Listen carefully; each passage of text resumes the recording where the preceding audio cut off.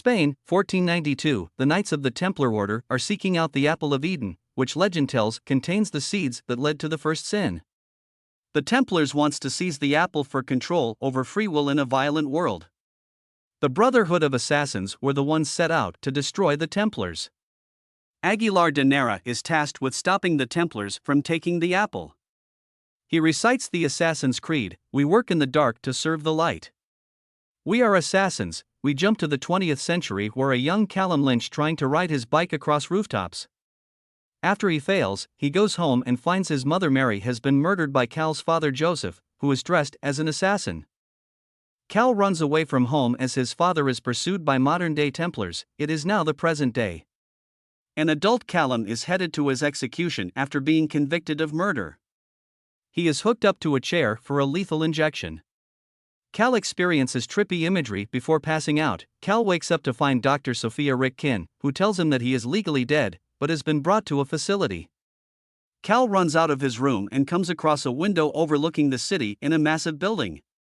Sophia tells Cal that the building belongs to Abstergo Industries.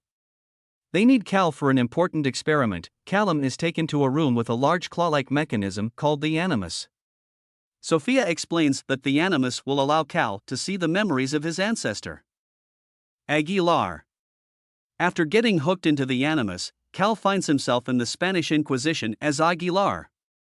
He and his partner Maria are tasked with rescuing the son of Sultan Muhammad XII, Prince Ahmed of Granada, who has been kidnapped by Templars under the order of Tomás de Torquemada in order to obtain the apple from the Sultan.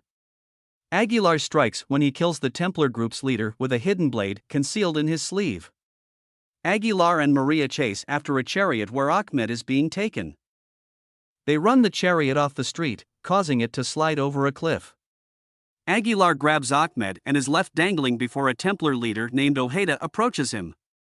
Sophia then takes Callum out of the Animus, leaving him on a literal cliffhanger. Cal meets other people in the facility who are descendants of assassins, including Musa, whose ancestor Baptiste used voodoo against his enemies. Cal begins to experience hallucinations of Aguilar fighting, at times appearing as though he is attacking Cal. Sophia explains that these reflections are normal as part of being put in the Animus. She states that the Animus is meant to show people who made them what they are. Sophia and her father Alan Rick-Kin are followers of the Templars. They both claim to be seeking the Apple of Eden in order to rid the world of violence.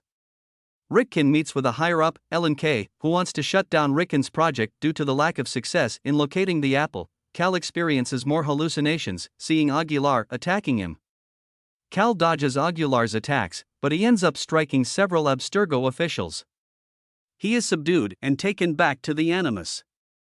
Now, Aguilar and Maria are captured and detained in a cell with their mentor Benedicto. The assassins are set to be publicly executed. Benedicto is burned alive, but Aguilar manages to free himself and Maria. They cause explosions by setting off oil barrels and then run over rooftops as the Templars chase after them.